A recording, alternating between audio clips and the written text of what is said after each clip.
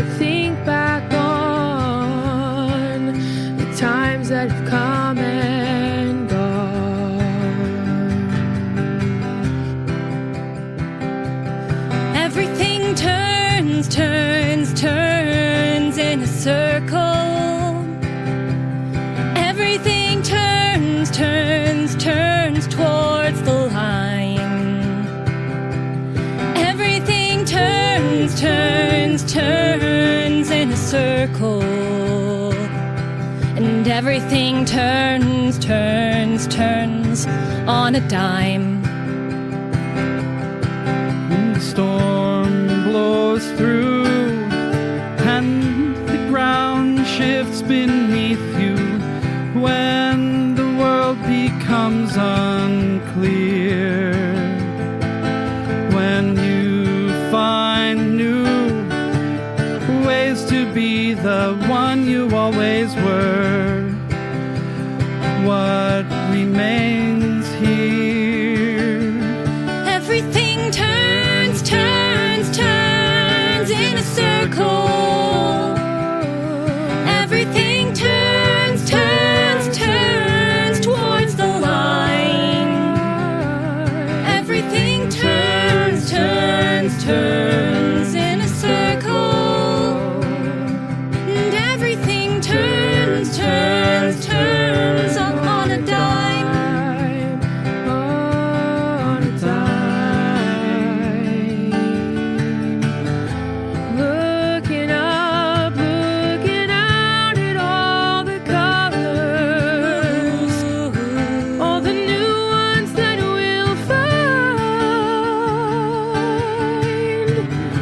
Older and wiser, and more confused, wondering where has the time gone.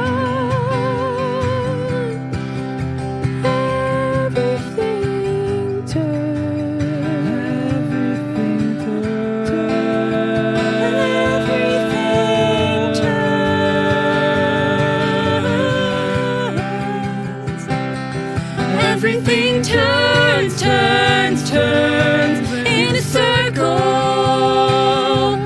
Everything turns, turns, turns towards the line. Everything turns, turns, turns in a circle. And everything turns on a dime. On a dime. Autumn in Foxglove, you could not ask for more beautiful, crisp, invigorating weather.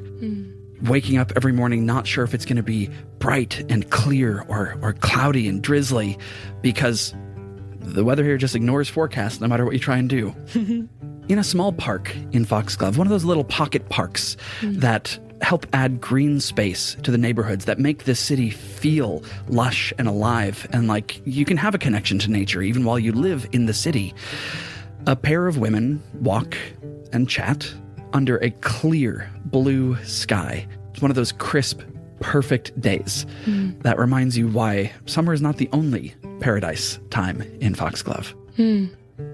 Who do we see walking in this park? Holding a 16-ounce Americano in a hot cup with a gorgeous lipstick kiss stain on the cap is Mara Vertere. Mara's about average height. She's got shoulder length, a little bit longer brown hair with a slight curl. She has a fantastic, chic, stunning leather jacket on that is perfect for the temperature right now. She is serving fall fashion, but she's not too cold and she's not too warm. Good for her. Yeah, right? Got a pair of black jeans on and a heeled black leather boot, a sensible purse, enough to hold some secrets and some essentials. And she is so happy to be looking around at all the leaves changing and being here with her best friend. Aww. Unless I'm really misreading the room, her best friend is. Her best friend is a jacket. Yeah. Well, they're both important. Okay. Well, It's safe to say Mara is the best friend of Aubrey Stump, who is finding fallen spiny green horse chestnuts on the ground and with her work boot kind of grinding them to see what kind of chestnuts inside, whether they're shiny and clear with a nice finish for tossing into lakes or putting in decorative bowls. And she is a little taller, a little bit brawnier, a little bit more scattered in her bearing. She has a slightly reddish, slightly auburn hair cut into a shag. Right now, you would see, as she kind of messes with her hair, that at the beginning of summer, she tried to make a big change and get an undercut, but then had none of the skills or motivation to maintain that. So it's just kind of growing out right now. And she keeps moving her hair to cover it. She's wearing practical work pants and a few layers of sweaters, which is clearly too many layers of sweaters because they've all been shoved up past her elbows, where you can see the edge of a tattoo sleeve covering one arm and full of different flowers and plants. Cardinal flowers, fireweed, lichen, gladiolus, a little banana leaf, all sorts of tokens of memories from her past adventures. And is just kind of dancing to and fro, stomping on these horse chestnut shells. Your walk takes you around the perimeter of this park. The kids playing on the playground take no notice of these two women as they take a couple of laps around the edge of the park. Work at the investigations office has been a little bit slow recently, and so why not take advantage of this beautiful, perfect day and get out for a lovely walk? But as you come back to the investigation office, to paint a picture, there's a 2-story brick building, the bottom floor of which is occupied by the producer of one of the greatest smells. The warm, inviting, heartening smell of chili that is simmering all day, forever. Yep. We love the Chili Pavili. We're its greatest customers. And evangelists. Nope, maybe that's not the right word. Disciples of the chili. Disciples. We're back to Chili Church. Sorry.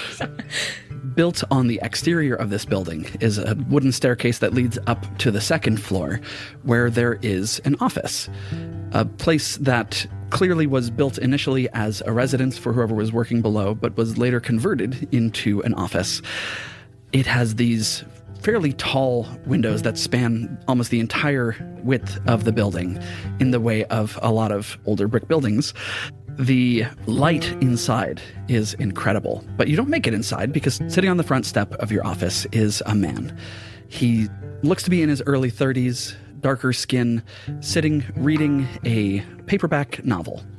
He flips a page. He's so engrossed in his book that he doesn't look up until the crunch of your shoes on the gravel of the parking lot pull him out of his reverie. Hello. Hi. What brings you to Snapdragon Landscaping Investigation? Is it the landscaping? Or the investigation. Well, a bit more the investigation. Actually, landscaping and investigations is an interesting combination. But no, I got sort of a weird thing that's going on at home, and I can't figure it out. And so I figured it's been bugging me for a couple months, and it's not a big deal, really. It's just one of those things that, Can't really be explained? it's weird, Sure. And Mara will get the keys out and start to unlock the door. Hey, anything weird? We're here to help out. We're here to understand where you're coming from. We're here to help you understand what it is. Okay. His name's Rudy, by the way. Rudy Kessler. Rudy Kessler. I'm Aubrey Stump. And then I'm Mara, and then she'll open up the door and welcome them inside. Help yourself to a decorative soap. To wash hands with, not to eat. We've had to kind of clarify that in the past. They look so pasty. They look like little gummies. They're not, but you can take one. Sure. Nothing too silly here. Okay. Well, I'm not super hungry because I just had lunch, but Great. Chili. yeah. Oh my goodness. Yeah, right. You came on the right day, too. I drove past this place probably 5-6 times since I moved into the neighborhood, and I didn't imagine that stopping in might be such a transformative experience. Thursdays, they put adobo in, so you get a little bit of Is that what that was? Oh, it's Yeah. smoky. Yeah. It's nice. Yep. As Mara opens the door to this office, Rudy gets to see for the first time this space that is full of natural light, plants lining the windows, a big couch, a little bit overstuffed, a little bit worn down, a Murphy bed that is up, folded against the wall, sort of a long, narrow space with a couple of desks that are set up, a bathroom off in the back corner, and growing into the desk that is nearest the front of this office is a wych elm tree, its roots having plunged down in, grown through the desk, and poked into the floor below, though they've been trimmed enough that they're no longer growing through the floor. It's not as vicious as it used to be. That is quite a tree. Don't I know it? Thank you. Yeah. It was a gift. Who is that? What artist gave it to you? Oh, it was a gift from an enemy. Oh, well, I mean, we don't talk to him anymore. Oh, things ended a bit poorly, but we still appreciate the tree for the kind of, vibe that it gives the space. Yeah. Also, it's hard to. I mean, how would we get it out? Right. Anyway. No, but I just figured, someone takes the time to make a sculpture like that. It's got to be an incredible artist, right? Yes. Sculpture, of course. Moving on. So you moved here recently to Foxglove. Yeah. Okay. Yeah, just came out from Brooklyn, thought I would try something new, right? And he sinks into himself a little bit before saying try something new. It's just like, you get the impression that he's talking around some pain there. Sure. Well then, Rudy, why don't you tell us a little bit about what's going on? Yeah. So I moved to Foxglove just about a month ago. And welcome. Thank you. Man, this place is gorgeous. I love it here so far. Everyone on the East Coast says we don't get fall like they do, but we get fall. Yeah, you came at the right time, for sure. Oh, if we get more days like today, I am in. Okay, so I moved here about a month ago. I sold my place back home, bought a place here. It's cute, it's great, love it. And every time I go to sleep, I wake up and some of my food is gone. And I don't really get it because I live by myself. And, I've got an alarm system and the windows are locked and the door is locked. But every time I wake up, some of my food is gone. And the last couple of days when I wake up, all of my food has been gone. Oh. And it's inconvenient to be sure, but it's also, it's very perplexing. Yeah, it's all, some of it's packaged, I assume, or hard to just grab for a little critter. Yeah, I mean, started off, a loaf of bread would go missing. I'm like, maybe I left it on the back porch and a raccoon grabbed it. Who knows? But last night, I bought just a couple of things thinking I would eat them. Ended up getting distracted, going out, met some people, had a great time. Came back home, and the can of soup that I was planning to have for dinner, I intended to then have for breakfast because it's hard to keep food in the house. Can of soup is gone. No critic takes a can of soup, right? Right. And a raccoon's not going to get that, even if a raccoon can get in. Probably can't open it. So, they're clever hands with the pull tabs. Okay, true. So I don't know. Is this the sort of thing that private investigators do? I assumed it was always like divorces and cheating exes and that sort of thing. No, this is in fact more our speed than any of that. Yeah, usually if we cover any of the latter, it has some element reminiscent to this involved, if that makes sense. Mara would be able to see immediately that the gears in Aubrey's brain are turning with things that it would be off-putting to say out loud in front of this new client. And maybe Mara will glance at Aubrey, catch her eyes, and kind of nod like, good, this is growth. Like, good, hell yeah. Could I do maybe a quick perception check with this guy? Kind of when he was talking about moving, and then as he's kind of describing this event, just to kind of see... It sounds like he's just hiding some personal stuff that was painful. Just anything that we could glean that he might be hiding that might be helpful. Okay. Give me just perception against 2. Or do you want to do that? You might be better at perception at this point. But you were thinking about it. That's true. I'm okay, I'll give it a try. just excited. 2? Against 2. Yep. Here we go. And for viewers who may be new or who haven't been here before, we're playing in Genesis, Yes! which is the system where the dice, rather than having numbers on them, have lots of arcane symbols on dice of different colors and different configurations. And so when we have to roll a check, for a skill, we have a certain number of green dice, which are pretty good, and yellow dice, which are very good, Great, even. that we roll based on our stats. We can add blue dice if the situation calls for it. They're a little bit of a boost. And we're rolling them against a number of purple and red dice that represent challenge. So 2 purple dice, not a huge challenge. Nope. Especially because I've got 2 yellow dice. But it gives us a fun storytelling opportunity here, as I've rolled 3 successes but 2 threats. What does that mean? And that's the thing that is fun about this system for me, is that instead of the result being a simple yes or no, it's often a nudge to us as storytellers to think about what a threat in the situation would mean. Like, what is that? Yeah, you can have advantages or threats on a roll. You can have success or failure. And in really high-risk cases, you can have triumph or despair. And all of those can coexist, which is scary, but very fun. Awesome. Yeah. And you end up, as you build a dice pool, sometimes rolling these big, chunky handfuls of dice. Yep. Which, if you're a dice gremlin like me, is a good time. So you're looking at Rudy. Yep. Rudy is a bigger guy. He's about 6'2". He has fairly broad shoulders, dark skin, short cut, curly hair.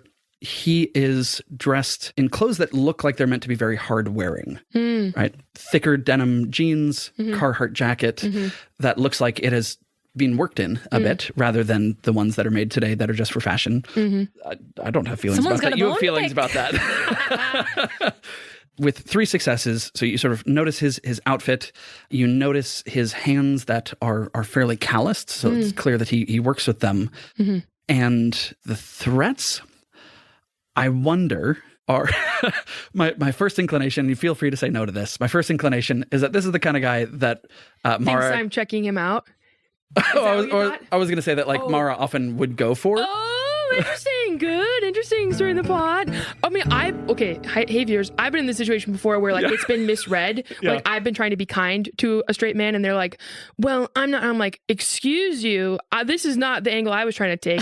So if that's where this goes, or if the threat is by looking at him, she's like, oh. He just thinks everyone's flirting with him. And I think Mara thinks that's the truth as well. Yeah. She's just as guilty of that. So whatever version of that exists, I'm game. I think that's hilarious.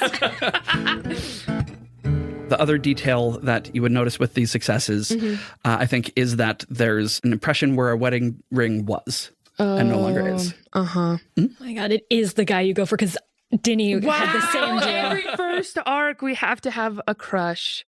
This is good. Okay, are we deciding that he thinks I'm checking him out, or am I just doing that? Or both? I think I don't think Mara would do that right away again. No. So I think he maybe misreads the head-to-toe full scan up and down as a flirtatious... Yeah. Or as like an indication of attraction. Sure. Where I'm just doing my job. Yeah.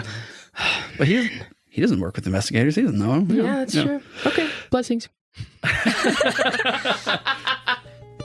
Have you done anything since you noticed this happening? Put out any traps? Left anything out? Any notes? Seen any evidence of movement through your space? Yeah. I put out some rat traps. I tried hiding food in different places. Tried staying up all night to see if I could see somebody coming in. I borrowed a video camera from somebody and I set it up, but it kind of ran out of tape before the night ended anyway, so that didn't quite work out. Yeah, I haven't seen any footprints or anything around, but also, how do you see footprints inside, right? Unless somebody's got muddy boots on. True. And is this the only thing that's been a bit odd about your new place? Like anything else about your apartment that has, I don't know, it might not seem like it's correlated, but is also striking you as a bit weird? Is it a cool old building? I've been really on the hunt with the cool old buildings. I might actually know it.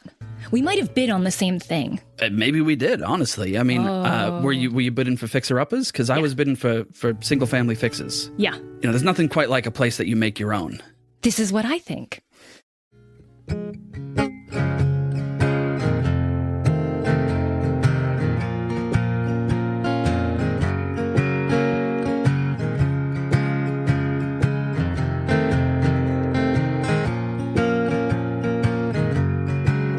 I sank a lot of years and a lot of hours into my place back out east.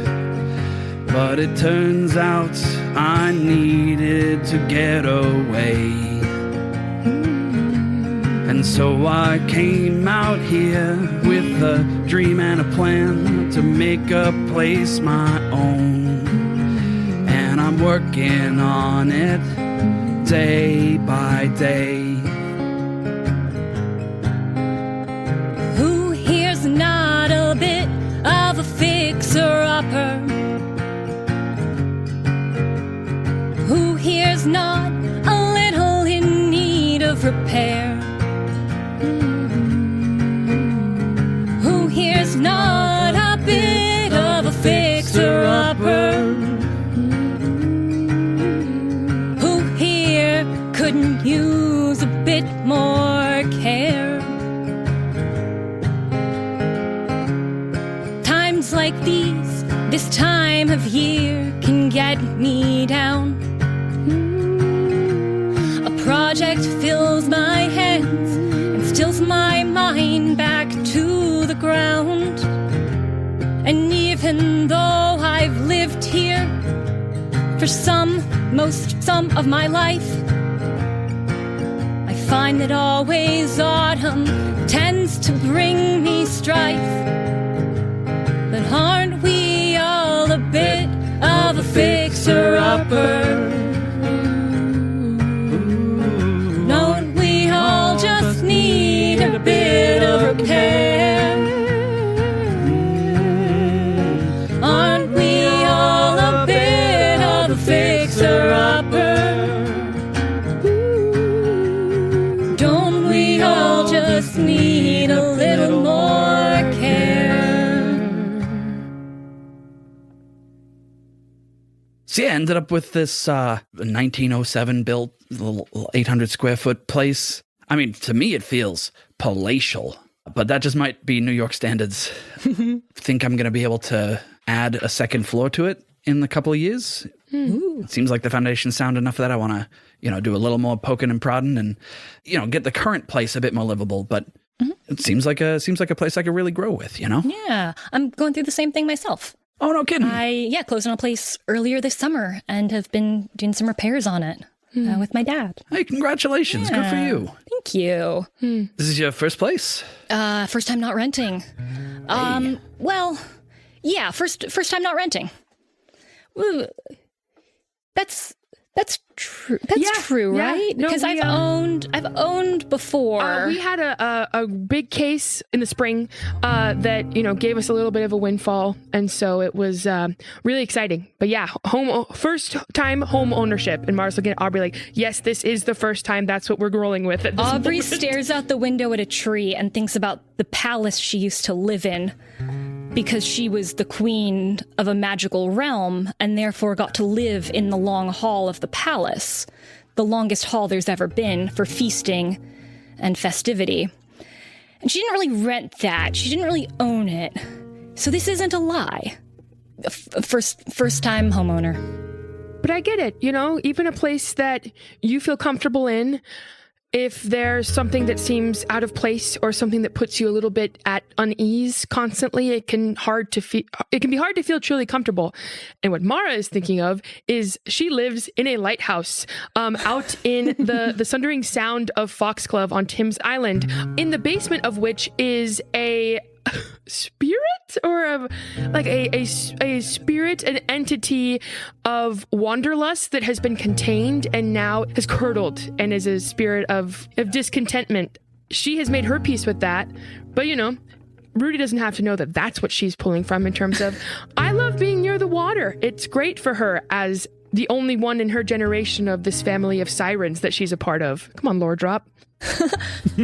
We're just both so well equipped to empathize and not at all project. Yeah, I mean, it's unsettling. It's also it's going to get expensive, right? Sure. I'm kind of used to eating out a lot. My last place didn't have a great kitchen, but Is everything just taken in its entirety? Like, even if a bottle of ketchup, for example, is that just gone or is it completely empty? gone. Okay, so there's no remnants of Nope. anything. It just disappears. Gone entirely. Not a crumb left. Okay, well, No crumbs. you'll be so, I hope, happy to know that I've been doing a little bit of research into this sort of thing and have some ideas for places to start, which is great. So maybe, Mara, we could take the library over. Should be coming by in half hour. And sorry, where did you say you live? A place up on the top of the hill in Left Town. Oh, right on. Okay, so then we can catch the library in 30 and we'll have a little bit to work with. Once we get there, maybe we can take a look.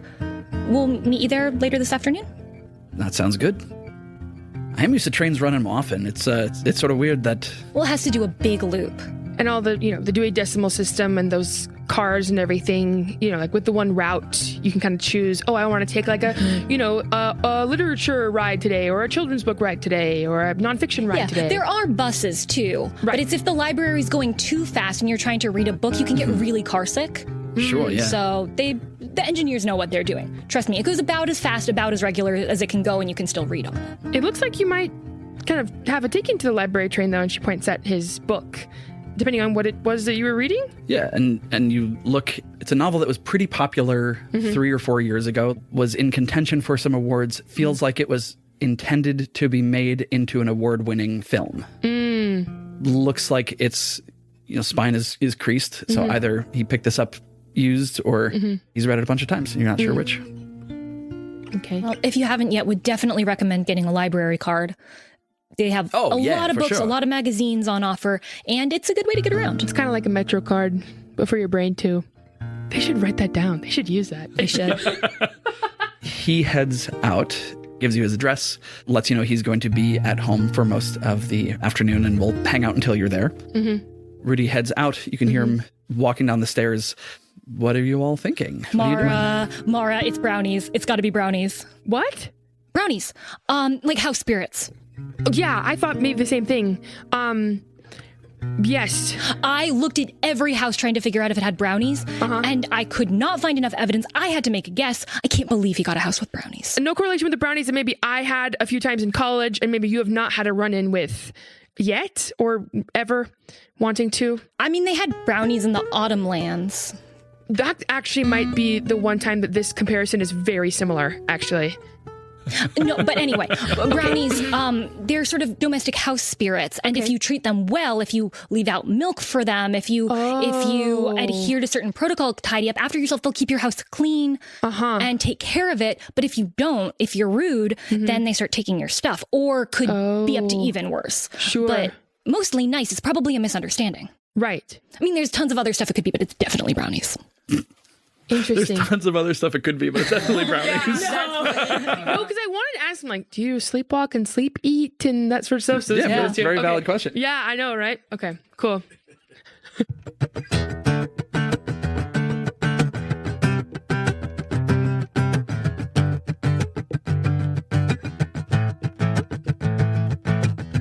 There's a lot of stuff that could be happening.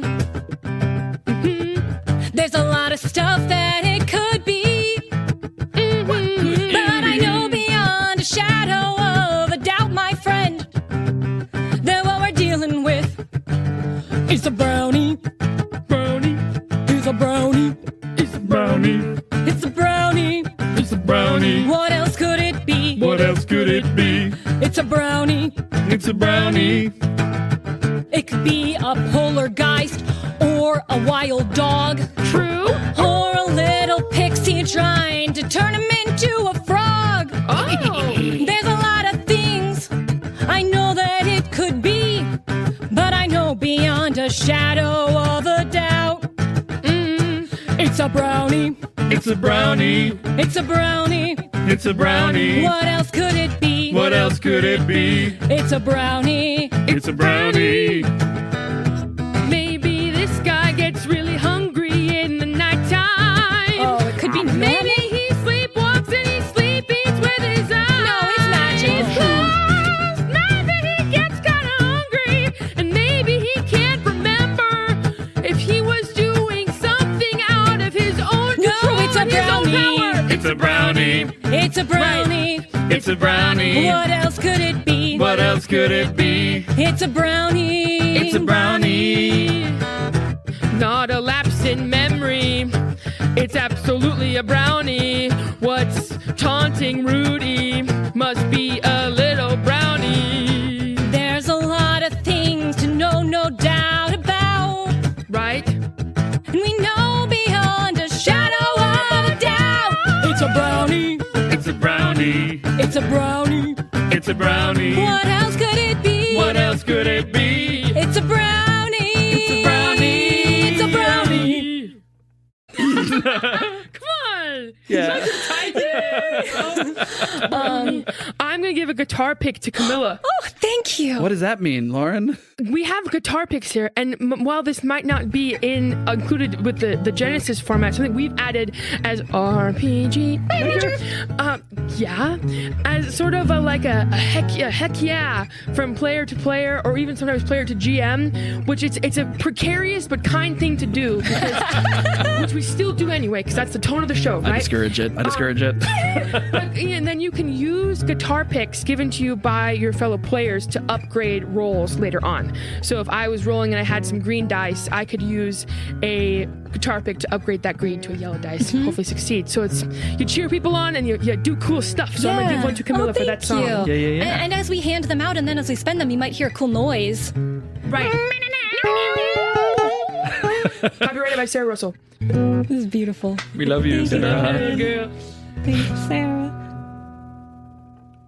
As the camera pulls out and away from these investigators as they wait for the train, it zooms in weirdly in a different reality where we as human players and performers are. Let's just take a quick second and introduce ourselves. So hi, viewers. My name is Helix, he, him pronouns, Game Master, the host for this show. I'm a Seattle-based improviser and teacher. And viewers, if you're joining us for the first time, you might be wondering why you're referred to as viewers if this is an audio medium. It's a joke made by someone that is really smart and really funny. So smart. So smart. She's so smart and perfect. I can't even do this anymore.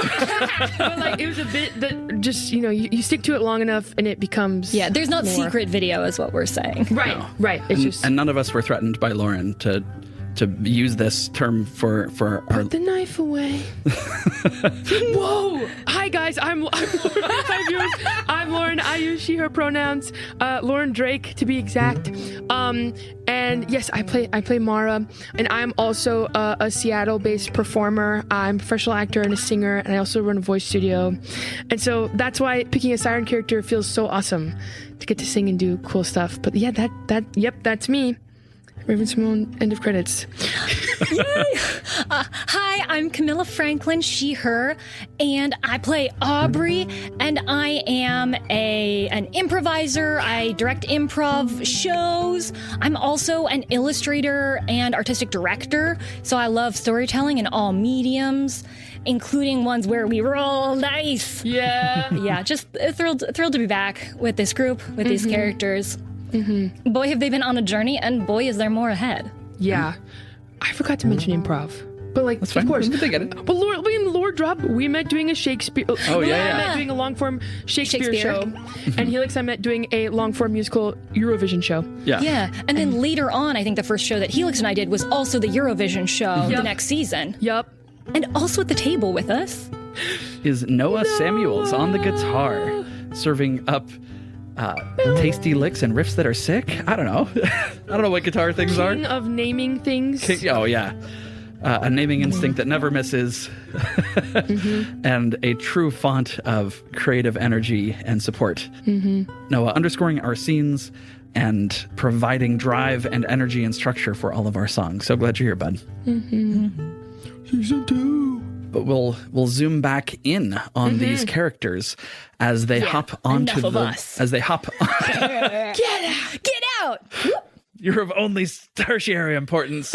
It's, True. It's characters 1, guitar 2, Two.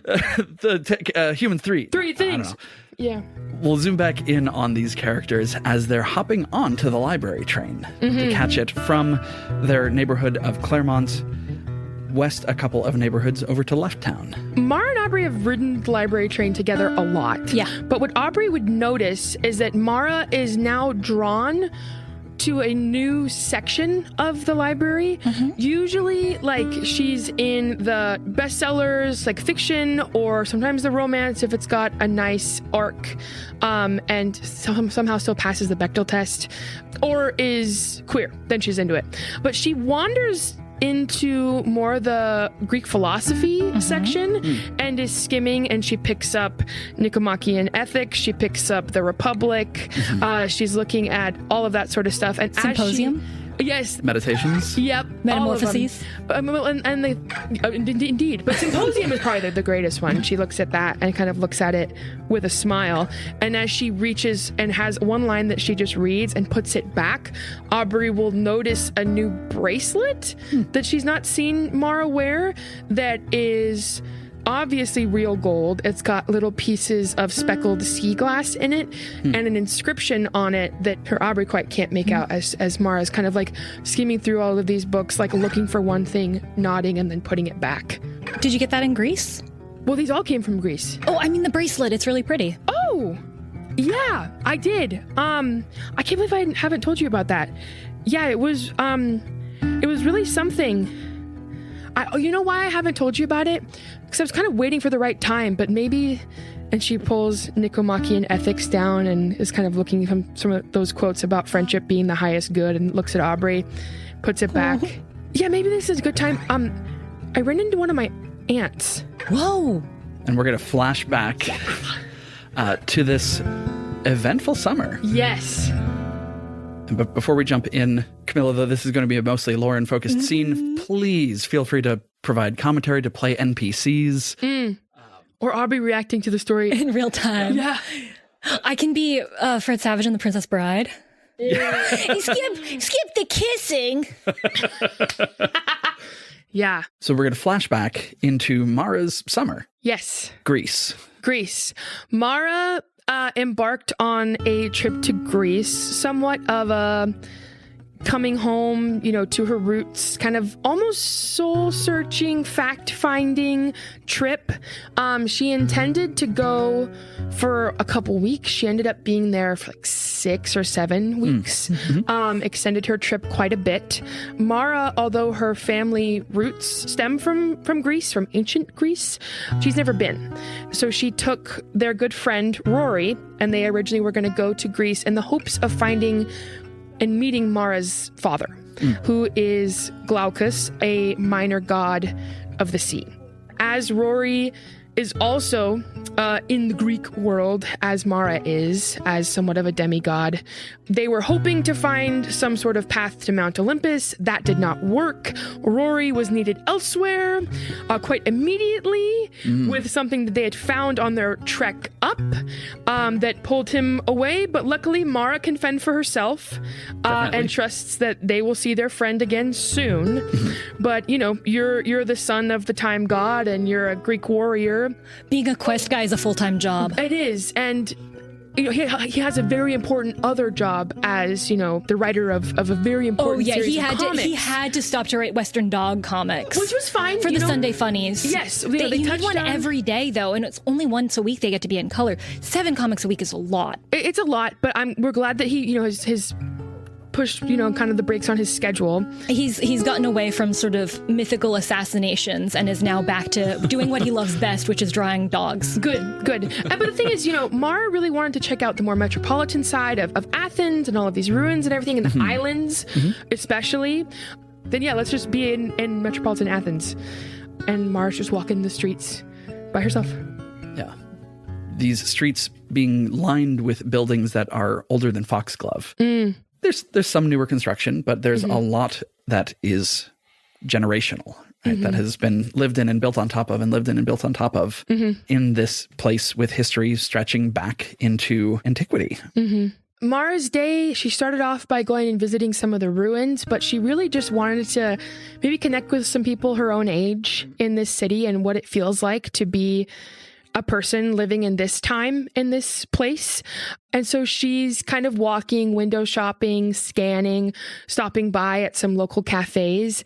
And she walks by 2 storefronts, one of which she was like, got some really high end fashion items and everything. And she's looking and she's like, interesting. But she feels a little bit more pulled to this jewelry crystal bookstore shop. She puts a pin in a pair of shoes that she can see in the window across the street because she's still our girl. And then she'll go into this other shop, which seems like there's not many people in it. Yeah, it's one of those places where as soon as you step in, you're surprised that despite the large windows in the front, how dark it is inside. Yes, exactly. Every surface painted black or covered with cloth. Textures are heavy in this space. There's a faint aroma of incense that's burning. Nothing that's cloying or too heavy, but it's there, and you're pretty sure it's going to be there tomorrow, even if nothing is burned from here till then. It's just, it has permeated the space. There are all sorts of curious objects, animal skulls, geometric blacksmith's puzzles, pieces of sea glass worn smooth by the ocean and time, ship in a bottle, messages in bottles, several of them still corked and wrapped up in string. Behind the counter, a woman of probably later middle age, skin looking like it's been darkened by the sun, her hair with just the faintest hints of gray at the temples. Sitting sort of the queen of her tiny little domain here, totally relaxed, keeping an eye on you as you walk through, but giving you time and space to explore. I think Mara will have greeted her in Greek as she came in. And because both Mara and this woman speak perfect Greek, I don't need to do a Greek accent. I don't think so either. I think that doesn't need to happen. We can suspend that belief a little bit. Yep. Mara feels so at home in this place. Yeah. Especially as she goes up to those messages in the bottle. She thinks of her mom and dad. And she pulls out of her jacket just a little card that her mother sent her before she went on the trip. She got her mother's blessing to go, kind of with the caveat that she would not actively really seek out her aunts, her mother's sisters, without kind of telling her mother what kind of went down. Sure. I mean, I think Kat was very wary about it, but knows that she doesn't want to control her daughter anymore, to an extent. The relationship between Mara and her mother, boy howdy, is that complicated. Right. And if you want to know more about it and didn't listen to season 1, we explore it a lot there. Wow. Yeah, we do. The relationship between Kat, who is Mara's mother, and Mara's aunts, Kat's sisters. Kat is sort of the rebellious black sheep who decided to leave the family and strike off on her own. And even after centuries, those tensions still run pretty thick. So Mara has met one of her aunts who's followed her mother to Foxglove, but the rest, she would not know if she bumped into them. But she pulls out that note in her mother's handwriting and is not aware of the shopkeeper maybe taking notice of it, but just is kind of looking, maybe reaches up to one of the ships in the bottle and kind of is studying it closely as it's reminding her of the boat that crashed when her mother and her shared a meal the last time. She has a little twinge of guilt and her hand kind of shakily comes away from it. She kind of glances over to the shopkeeper to see if she picked up on that emotional moment. It's a good piece, but it's not so delicate that you can't touch it. I might have to disagree with you there. That it's a good piece? The quality is... Sorry. I didn't mean to interrupt you. It's beautiful, but I think if I were to touch it, it was still... I don't want to risk it. That's just fine. How long are you in Athens for? I was only supposed to be here until yesterday, but I've extended my trip a couple of weeks. It really is a charming place, isn't it? It is. I have some family here that I've never met, so it feels nice even if I haven't met them, or I don't know if I ever will, to at least know this is where they would have been, or this is where they would have walked. Exploring your roots. This is where they would have walked. Oh, yeah. You think so? Oh, whoa. I never expect when you suggest this. I'm like, no way. Yeah, Noah's handing the guitar to Lauren to Yeah. accompany herself for this. He does this sometimes. It's very sweet.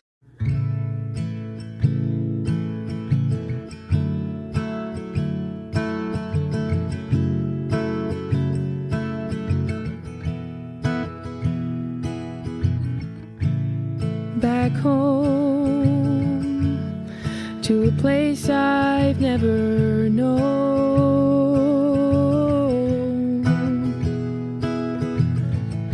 Feeling familiar and like a stranger all the same.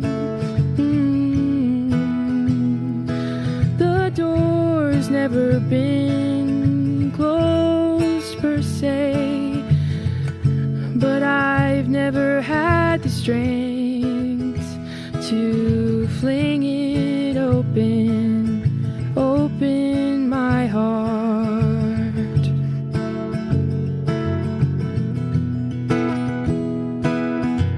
This is where they walked.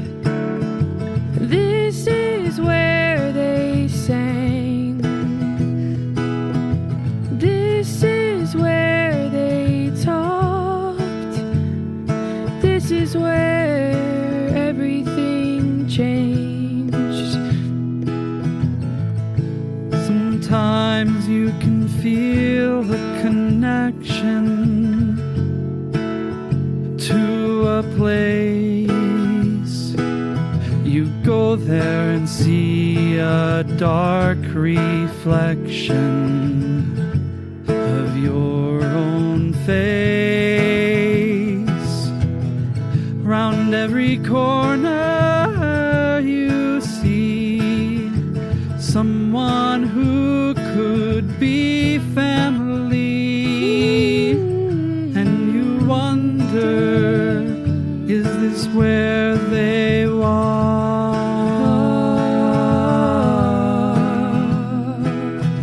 This is where they walked.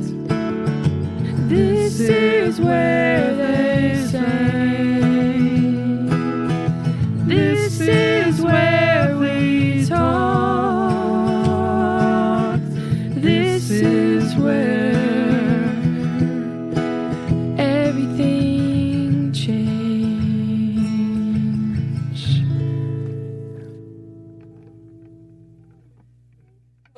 A guitar pick for Lauren. Oh, thanks, guys. Well, my family's been here as far back as I've been able to trace. So Really? if you have any questions about Athens, I'm happy to give recommendations and happy to find something that suits your complexion. I've got some really lovely jewelry. Yes, actually, to both. That would be amazing. What parts of the islands are still kind of untouched by all the tourism? There's not much left. Okay. There's a few small places that don't have any particularly special beauty to them that you can go and find some solitude if you rent a boat. But Pretty good with a boat nowadays. Sure. So that feels good. What about like, I don't know, like a local music scene or and she kind of takes you in. She's like, not punk. no. Are you looking for something popular, something folky? Yeah, just some, I don't know, just some good vocalists, I think. I've been taking a break from I sing, I've taken lessons and stuff, but I've been taking a break from using my voice. So it'd be lovely to hear other people do that here, especially. There's a place where, this is going to sound strange, but there's a karaoke bar where a lot of people who are in the music industry hang out. It's not like you're not allowed to get on the mic if you're not one of us, but if you're not one of us, then maybe you don't quite fit in. One of us like a local? Oh, I'm a bit of a musician myself. And Mara's heart is racing, but she's trying not to get her hopes up. She's like, this is just confirmation bias. There's no way this is one of the people she's looking for. Yeah, you just need a shop like this. Not a lot of people stop in all the time, and it's been in the family for long enough that I own the place outright, so there's no rent to pay, but this doesn't pay all my bills, you know? So, of course, I'd do a couple of other things here and there. Uh-huh. Mara, it was your aunt, right? The shopkeeper was your aunt? Yeah. Give me a second. Yeah, I know you're getting to it. Oh, but okay. It's crazy. Like, I know. I'm like, because I was like, you're dumb. Like, there's no way that you just walked into this place and this is one of your aunts. Like, there's The no Siren way. karaoke bar? It was insane. But that's a story for another time. Okay. Because of course she would have to go. Interesting. How would you characterize the patrons that maybe hear the singing? Like, are they affected by it in a certain way more than normal? If somebody sings a song that means something to them, I mean, that's kind of what music does, right? Yeah. I'm sorry. And Marge takes a swing. I've been reading so many of these myths, in preparation of this trip. Like, that's so cool. Like, kind of like a siren song themed bar or karaoke bar. Like, that's bonkers. Oh, so you've already been to the Sailor's End? No, but I've seen a Sailor's End. Her eyes go wide, like either this woman's gonna think I'm crazy and I'll leave, or I've struck gold. Well, I'm planning to be there tonight, and I hope you show up. Okay. And really, this gold goes so well with your skin. Take a look at it. Okay, Mara will come up to the bracelet. It's this slightly redder tinge of gold with these little bits of sea glass set in where you would normally have gems on a piece like this. The links are chunky. 7 of them will go around your wrist in its entirety. Yeah, cool. 7. This woman who's introduced herself as Callie puts the bracelet around Mara's wrist, and the camera zooms back out and away from it, and we're back on the library train as it's reaching its stop in Left Town. So it's a family gift. I suppose so. Yeah. And Mara gets a bit teary and then sees that we're here and like, oh, great! And puts all the philosophy books back up and kind of like dusts them off in a way that they did not need to be. And is like, but yep, it's gorgeous and we'll talk more about my trip later. Okay. Nothing weird happened. I mean, I don't believe that. You shouldn't. As the two of you step off the train, a pair of librarians, both of them are sort of pushing the same cart, walking in lockstep. They look very similar to each other, like they could be siblings. Yes. And one says to the other, Killian, she did not reshelve the books in the correct place. They never do, Gillian, do they? And they go about their job. I love these two. I would like to, probably haven't had time to peruse them because I would make talking with Mara a priority, but have grabbed a few books about house spirits, about poltergeist hauntings, that sort of thing. So that, I mean, I know jumping to conclusions has gotten me in trouble before. I feel pretty good about this one, but I want to be prepared if idea 1 doesn't make contact. Sure. You walk the few blocks from this train station over to the address that Rudy gave you. It's one of the better views in town, right? Left Town is a neighborhood that a lot of places were built when there was a bit of a logging boom nearby. And so there's older places, but it's also just a really steep hill. And up along the top of it are some of the best views, though the houses on it are fairly modest, right? Because they're older and were built by people who were involved in the logging boom. Laura, I adored this one. Really? Yeah. Sorry, Hill. Yeah. I've trained to toured hike this Olympus, so I'm good. But yeah, Okay. Sorry, I'm proud of you. It was mostly Rory, but yes, yeah, really. Yeah. And so you just didn't get to it when Rudy did? Or He was something offered, about I it- think, better. I didn't spring on at a time. Okay. Interesting. But there's definitely something strange going on. There's something with- going on. For sure. It was Okay. one of my top choices. I was hence- evaluating houses entirely based on magical potential Right. and strange vibes. And so it was high on that. Interesting. Okay. I think it would have felt beneath my station to use my magical axe to detect weird vibes in haunted houses so that I could pick the most haunted house to live in, but I may have done that a little bit. I have no problem with that. Okay, good. What's your read on him, by the way, before we go in there?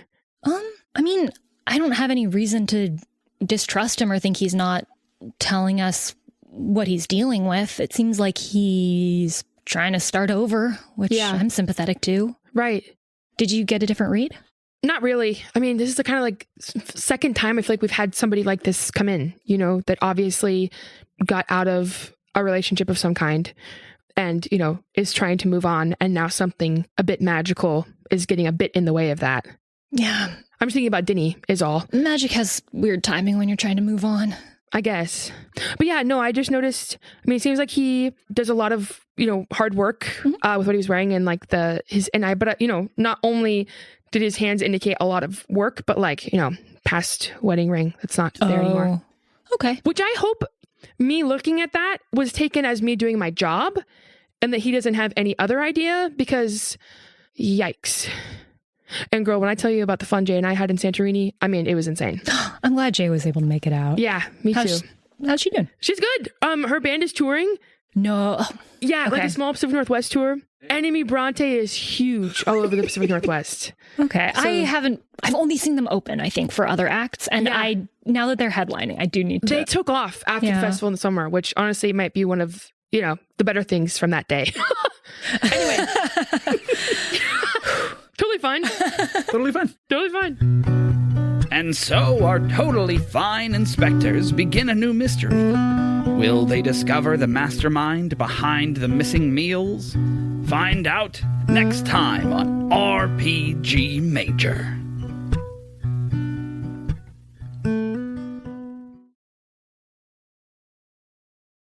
What if I started this season and I was Australian? That would be What funny. if instead of having all of us was Australian What if except for instead Lauren? of having and an she- imperceptible undercut, absolutely that I no sold it. desperately trying to grow out, if my new deal this season was that I was Australian? Everyone sounds the same, right? I lived guys? in Foxglove for my entire life, except for the Autumn Lands. Which is Australia. Yeah, the Autumn Lands is Australia. That's why all the plants there and animals were so weird. Mm-hmm. Big spiders in the Autumn Lands. Sorry. No, it's okay. I was trying to come up with like a cool way that my character would have like changed her look for the new season. To be like, here's what we did. And then in the moment, it just felt funnier to be like, she tried it before the new season started and it wasn't working for her. Yeah. She like tried to make a change and was like, ugh. NPC names. NPC name alert. Huge. We love a patron submitted NPC name. Can we get a description of the office for Oh, a yeah, minute yeah. or two? Yeah. I just want to make sure that we Yep. have. I want to know if the tree is still there. Oh, That's good important point. to me. yeah. Yep. I'll probably, hey, Future Helix, here's some work for you. Take this and cut it and when they walk into the office. Cool. Thank you, Future Helix. Hey. What day is it? Sorry. Yeah. You open the door on this Wednesday afternoon. Wait, I said it was Thursday because of the adobo. Oh, I meant what day is it that you're editing this in the sure. future? Never mind. The answer to that is probably late December, Cool. if I had to guess. Merry Christmas. Or happy holidays. Wait. Don't know. Tis the season. Tis the Anyway, season. sorry. Let me lock in. I'm like, same 4 chords, because 6 hours of sleep means 6 4 chords. That's beautiful. Yeah, aren't those chords pretty? Yeah. I was informed it's Wonderwall, too. Anyway, I can see it. Yeah, right? Everything's Wonderwall eventually. It's so true. the carcinogenesis of music. Truly.